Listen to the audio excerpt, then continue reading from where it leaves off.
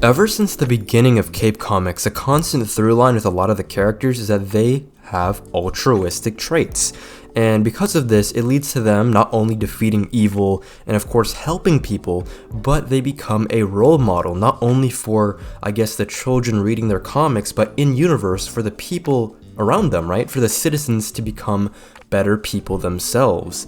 But unfortunately, there are cases where they lose their way, whether that's from a villain really pushing their buttons and pushing them to the brink, or just a constant stack of bad things happening to them one after the other. And because of this uncertainty, there's a lot of different variables and a lot of different ways characters can go, right? Some characters will recognize their faults and have a complete character arc and realize the error of their ways, while other characters at times will completely double down on the crash out. They do not care anymore, and they might even stay that way for an entire arc, an entire volume, maybe even 2 volumes, maybe even for a decade.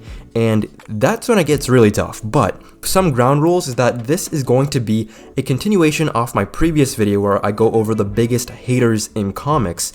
And for this video, it's going to be primarily about heroes. So no Doctor Doom, no crazy Norman Osborn stuff. That was for the hater video. This video is specifically talking about heroes. And before we get started, I want to talk about some honorable mentions of the greatest crash out characters in comics. So without further ado, let's get to it. Number 1 that a lot of people are going to mention is Hulk. Hulk is a great crash out character. His entire purpose is to literally be a crash out. When you think about it, his entire power system of him getting stronger the angrier he gets is literally the framework of a crash out. Like, he loses it to the point. He gets so angry, this man turns into a monster. Because of that, there are going to be moments when it really tips the scales into crazy territory. Of course, what I'm talking about is the World War Hulk storyline. Now, in that storyline, as many of us know, Hulk was sent out to space by the Illuminati. And of course, the Illuminati in the Marvel Universe is like Iron Man, Black Bolt, Black Panther, Reed Richards, Doctor Strange, Professor X. It's basically the smartest minds on Earth. And they felt that Hulk was too much of a danger to society. And really, they had good proof, because in the Fantastic Four run, Hulk went on a rampage and ended up killing dozens, maybe even hundreds of people, if I'm remembering correctly. And they're like, bro, enough is enough, man. I know Bruce is one of our greatest friends and allies in the superhero community, but if you can't keep your stuff under control, you are a liability. And they just sent that man into space, hurtling into planet Sakaar. And on the planet, he becomes a gladiator, as most of you would be familiar with Thor Ragnarok and that little side quest in that film where Hulk is a gladiator. And in that kind of setting, a bomb explodes from the rocket ship that sends him there, and it literally decimates most of the people on that planet. There aren't really many survivors, but it leads to Hulk really having an even more personal vendetta to not only like the Avengers and his former teammates, but the entire community of heroes, even people he had no beef with. He was trying to pull a fade with every single big hitter in Marvel, whether that be Doctor Strange, Iron Man, Black Bolt, Sentry. He was going through the gauntlet, and for the most part, this man is winning. So can you really blame a brother who's really winning every single match on the scoreboard? I can't say anything against it. This man, let him cook. Batman as a crash out character is very interesting because he is one of the most, I guess, level-headed characters. Even if it doesn't seem like that and he does go over the edge at times, Batman is always in control. That's what his rules really stand for, right? His no kill rule, his no gun rule, whatever that may be. He is always in control, but because of this, I guess, control mindset is that when things really don't go his way, or the way of, I guess, planet Earth, and he sees that there is some sort of gap in his knowledge, he's going to try to fix that. And in the case of something like Tower of Babel, he creates contingencies that actually get used by others. And this kind of methodical breakdown of his allies happens far before, and because he sees them so frequently get mind controlled, he's like, you know what, I am losing my cool, bro. These guys could kill me at any second of the day. I have to protect myself. I am going to create plans to defeat them if the need ever occurs. And fortunately for Batman, there are many times where he has to do this. Of course, Tower of Babel being one, Forever Evil being another, but that's for the more villain counterparts. But either way, I don't even know if you'd consider this a crash out because it's very methodical. But another situation where it's very much the case is when Wonder Woman kills Maxwell Lord, right? And he feels like, okay, everyone around me is kind of losing their ethics. I just got mind-wiped by Zatanna for trying to say something against them, mind-wiping villains just for the sake of, okay, whatever it may be, right? And on an ethical level, that really just, there's a lot of red flags on that, right? And Batman was just calling it out, but because of that, they didn't just like sedate him or something and try to reason with him. They completely got rid of his memories of the situation. When he found out about it, he's like, okay, nah, I'm building Brother Eye. And what it really did was have a complete analysis on all the Earth's heroes and have a bunch of OMAC drones to kind of fight them if needed. But this is more of an Ultron situation where it's like, yeah, your intentions were there, they were well-meaning, but it did blow up in your face. So, yeah, Bruce, you probably should have thought better on that one. Post-production Natrix here, just stopping by to remind you guys to hit the post notifications button so you know when a new video goes live. And question of the day, what is your favorite crash out moment in fiction? It could be from comics, movies, television, video games, etc. Just what are your favorite moments? Leave it down in the comments down below. A lot of us would like to see it, and I'm just really interested to see what we come up with. And yeah, that's all from me, and on with the video. Now, let's get into my list. Scarlet Witch. Now, Scarlet Witch is known for being very unstable, and that goes in terms of mental and in terms of powers. I guess that's just the curse of hex magic, but if we're gonna give an example, her biggest crash out, I guess it has to be like during Avengers Disassembled, right? I think it's the first arc of Brian Michael Bendis' run. I don't know if he's done any previous Avengers work before this. Correct me if I'm wrong, but in this arc, she loses it after realizing the mind wipe that Agatha did to her so that she would forget her children, and I guess how the Avengers kind of played into that. What happens is that she not only kills Agatha, she goes on a killing spree of her former teammates, and she kind of rigs it using her magic to the point where it looks like all of her teammates are dying due to unforeseen circumstances. But in effect, she literally led to the deaths of not only Vision, her former love, but Hawkeye and Scott Lang Ant-Man. And on top of this, this leads directly into the House of M event, where she rewrites reality so that everyone has the life that they want to live, right? Spider-Man is rich. Captain America gets to live the life that he always wanted without having to be frozen in ice. The mutants are supreme, they're on top, they are respected. But after all of this kerfluffle, she realizes that the mutants themselves were a big part of why she is the way that she is. The reason why a lot of the worst things in her life has happened. And because of this, she says the famous 3 words: no more mutants. And not only does this depower, I'm pretty sure it was like 95% of the mutant population, maybe even more, but it leads to some people dying. Maybe some of them have some sort of reaction to the earth or some sort of illness or whatever that may be. And them losing their powers leads to their death. Other situations, these mutants are literally flying in the air and they fell out of the sky. Maybe they were in some sort of life or death situation and they got their powers turned off just like that and they just end up dying. Maybe they were using their powers to survive some sort of life-threatening condition that any other human, if they went through it, they would die. Maybe they were in space, maybe they're in lava.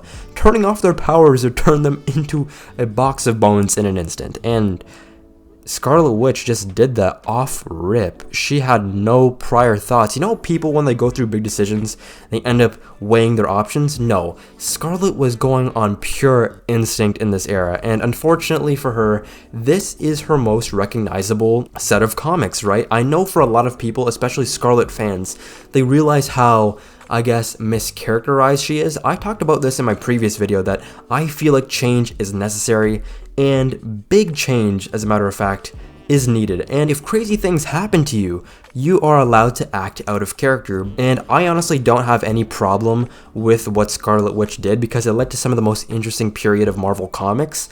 But it is highly unfortunate that people who are outside of the comic book medium see this state that she's in right here, her unstable state, as her default, as her usual state. It's not, but people like to characterize her as this, and I find that to be highly unfortunate. Okay, let's talk about the biggest crash out of all time. Matthew the Devil Murdock, bro. This man, for having such a strict moral code at times, has had moments where he really became one of the biggest hypocrites of all time, and honestly, that's why we love him. He is a self-destructive mess. So let's go through some of the crazy things that he's done. So in Brian Michael Bendis' run, one thing that kind of needs to get brought up is when he had a fight with Bullseye. Now, Bullseye in his run was very sparse, but whenever he did appear, there was something very, I guess, cathartic about the appearances, but also something very deeply unhinged. Like, you knew something was going to go down when Bullseye appeared. So, after the death of Elektra and, of course, the recent death of Karen Page, Matt was under extreme psychological distress, to the point that seeing Bullseye made him want to literally not kill him, but disfigure him in any way that he could. And what he did, this man is a demon, bro. He got a blade and carved a Bullseye onto his head. Like, when have you seen your favorite hero? This man is not even an anti-hero. Your favorite hero literally mutilates someone. And like, not even that. This man has moments where he gets overwhelmed and he's like, you know what? I'm just gonna do things that end up killing people, but then I'm gonna forget that it happened and then force some moral high ground onto other people. And Frank Miller's run with this fight with Nuke, a helicopter was coming at him, like an attack helicopter, and he just took one of Nuke's LMGs and just shot the helicopter until it explodes. And there's a pilot inside. On top of that, in the Man Without Fear arc, where we see kind of his origin, he did not care at all. This man was like hitting people into water, and if they drowned, he didn't even care, to the point where if somebody shot a bullet at him, he would somehow ricochet it. He'll hit it with his billy club and somehow hit it back into the enemy's head. What are you doing, bro? How can you say anything on Okay, let me stop. Let's talk about Mysterio. Mysterio is a famous Spider-Man villain, of course, but this man in Guardian Devil, this run by Kevin Smith kinda sucks, but it leads to some of the craziest things Matt has done or almost done. The first thing is, he was influenced by Mysterio to think that a baby was the Antichrist, and what did he do? He didn't try to do any sort of magical things or get like Doctor Strange to help him out. He tried to throw the baby off the roof. And after all of that, when he got eventually stopped in his tracks, I'm pretty sure by Black Widow or somebody of the sort, he confronts Mysterio. And instead of just beating him up and sending him to jail or whatever, he just degrades Mysterio. He tells him everything on his mind, to the point where you would think that he is Mysterio's biggest hater. I don't know where this came from, but like, he really told Mysterio that he was a worthless piece of garbage. He told him every single negative thing that you could tell a person, to the point where Mysterio ends up taking his own life. How are you that much of a demon? Oh my goodness. Thankfully, this was retconned later on, but the fact that Matt literally forced somebody into suicide, and that was canon for a while, tells you how much of a character Matt is at times. Bro, let the devil out. What more can I say? Now let's move on to Green Arrow. Green Arrow as a character is as destructive as Matt. Both these characters that I don't think people realize, they are highly similar. I really relate Green Arrow to Matt in the same way that people decide to relate Hawkeye to Green Arrow, but like, it's not because of similar traits of like, you know, I have a bow and arrow and you do too. It's because Green Arrow is one of the most self-destructive characters in DC. I don't think people understand that, but it creates for a very interesting, let's just say, turn of events here for Oliver. But let's see some of the craziest things Mr. Quinn here has done. So in one of the more recent arcs, not really recent, but during the New 52, by Jeff Lemire, one of my favorite writers, you know, Absolute Flash #2, check it out, it's really cool. But in this arc by Jeff Lemire, he has to fight against a man called Komodo, and Komodo killed his father. So without any warning or any arrest, he straight up kills Komodo's soldiers. He doesn't care anymore. This man holds a grudge. And he's like, you know what? This isn't about justice. It's about you paying the price. This man doesn't care. Furthermore, let's talk about Prometheus. This was a very controversial moment, but in the Justice League arc, Cry for Justice, Green Arrow, and by extension, I guess Arsenal, Royal Harper, goes through their Injustice Superman arc. before Injustice even happened. And what happens is that Prometheus tricks the Justice League into detonating certain devices in Star City, the hometown of Green Arrow, and it lays waste to the city.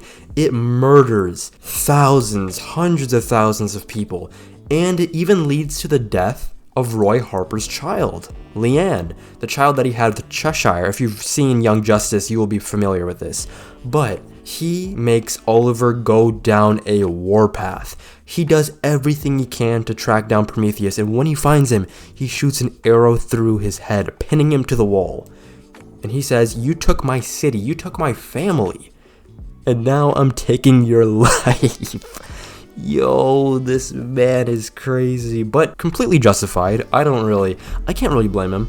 And I guess on top of that, one of the craziest crash outs he has is that after he was resurrected in Kevin Smith's run by the Spectre, who at this point in time was Hal Jordan, what he does is that he realized that Queen Industries was corrupt, right? And if you know anything about Green Arrow, he is, I guess you would say, a social justice warrior, not the type of warriors that you see online that do all these stupid stuff on the keyboard, but he actually fights for social change. One of the best parts about Green Arrow and what makes his comics interesting is that he tackles politics head on, and you can't really say anything about it. I know there's a certain crowd of people who hate seeing politics in comics, even though politics has been there since the beginning. If you're an X-Men fan, you know that it's a part of it. If you're a fan of any hero, you know that it's a part of it. Superman, champion of the oppressed. Everything deals with politics. But Green Arrow is the political character. He's the one that you use if you want to talk about any sort of issue, not only, I guess, in the real world, but anything that kind of relates to the comics themselves, any sort of transgressions that may occur, whether that's like metahuman affairs or otherwise. But after figuring out that his company was corrupt, what do you think he would do? I'm gonna give you 3 options. 1, he confronts the board of directors and asks them what the heck are they doing, and uses his wealth to get them out. 2, he tracks them down as Green Arrow and tries to get them arrested, or at the very least, in a state where they can't go back to work, if you catch my drift. Or 3, he commits an act of terrorism. I'm gonna give you 5 seconds. Ding, ding, ding, it's number 3. He plants explosives on his building and blows it up. Great work, Quinn. Great work. Dude, these heroes do crazy things and people just don't even notice. He destroys his headquarters just to make a point. But what can you say? He verbatim says, "The Queen legacy isn't about steel or money, and I'm just standing for what's right." Okay, brother. Blow up as many buildings as you want, I guess. Moving forward, let's talk about Moon Knight. Now, Moon Knight, you know what I just realized actually? It seems like a lot of the Crusader type of archetypes tend to be the biggest crash outs. I just talked about Batman, then Daredevil, now Moon Knight. But going into Moon Knight, he is, especially during the Civil War era, he was losing his mind. Like, he ended up cutting off the face of his arch enemy, which is Raoul Bushman. If you know Bushman, he is a former assassin who used to work with Mark during his mercenary days, and he left him for dead. And he ended up not only removing his face, but this did end up killing him. And every subsequent time he gets resurrected, for some reason, he tries to cut off his face, which is insane to say considering the fact that he was so horrified with his actions, and he was so just, this was like the start of his spiral. Like, he was already losing it, but this is when he really lost it, because he ended up turning to pills and alcohol. He was trying to numb his pain, but in the process, he was pushing away the people he loved, his girlfriend, his friends. He was at his most secluded, but he just kept going. Taskmaster, if you know this, in his own words, when he fought Moon Knight back in the 2000s, he got hit by a plane, right? Moon Knight did not want to deal with any of Taskmaster's photographic reflexes and memory and the ability that he has to copy moves. And he's like, you know what? I'm gonna be based. I'm just gonna hit you with a plane and skip the whole fight. And because of this, in the Jed McKay run, something that's really funny, he refers to this, Taskmaster that is, as his own personal 9/11, which is funny. But Moon Knight really has a tendency of hitting people with planes. Even the Warren Ellis run, a criminal was running away from him, and instead of actually catching up with him, he was so frustrated, he was like, you know what? I'm just gonna drop my plane on you and crush all your bones. Who thinks of this? No one. And even, like, furthermore, he would end up branding his enemies. cutting a crescent into their face, their body, somewhere, to create what I like to call the multi-step process of killing your enemies. And what he would do is that he would send these people, or just whatever, get them arrested. He would send them to prison. And instead of killing them himself, the inmates would end up just shanking him. It's a sign that these criminals did something crazy and they should be gone, right? And he did this for a while. Of course now, recently that is, he's in more of a stable place than ever, but there was one point in time where Moon Knight was absolutely the craziest character in Marvel.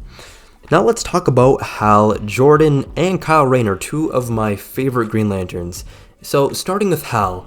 Hal is such a, I don't want to say underrated character, because he is, for the most part, the main Green Lantern in most of the recent GL runs, but people don't understand how great of a protagonist he is. Not only is he the modern day comic anime protagonist during hype moments and aura, along with good writing, specifically in the Jeff Johns run, but he is, in my opinion, the Anakin Skywalker of the DC universe. The Green Lantern mythos in general is the DC equivalent to Star Wars, and if they really played their cards right, DC would be making billions of dollars with this franchise. But what's really cool about Hal Jordan is he was known as the greatest of the Green Lanterns, similar to Anakin being the greatest of the Jedi and having the most potential, but they both fell from grace. Of course, Anakin becoming Darth Vader and Hal becoming Parallax. They both had redemption arcs, with Vader finally redeeming himself in episode 6 and becoming a Force ghost,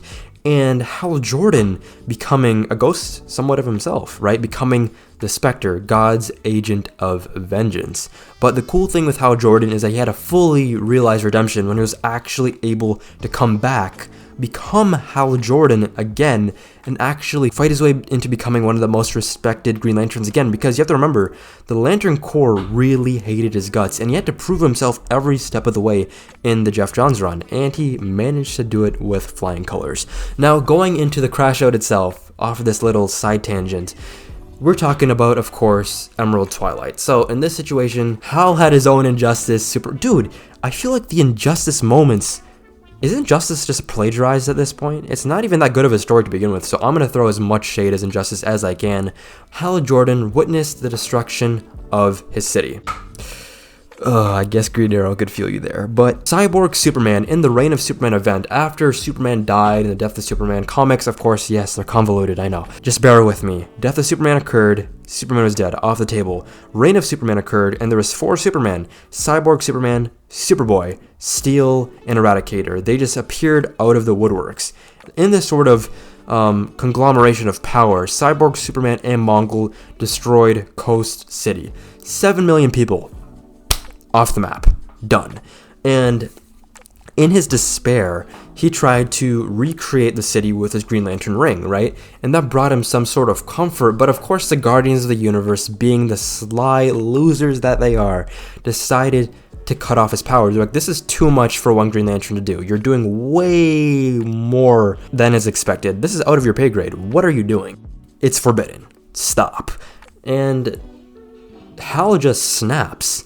And in his effort to complete a full beeline to Oa, he has to fight a lot of Green Lanterns, and he does not hesitate. He massacres all of them, 1,001, and he was beating all of them. I don't know how the GLs decided to go on their bum arc as soon as Hal pulled up, but Hal defeated all of them. He ended up actually killing his best friend Kilowog, and he realized he was at the breaking point. There was no stopping. He was off the rear end. He has to go completely with his plan.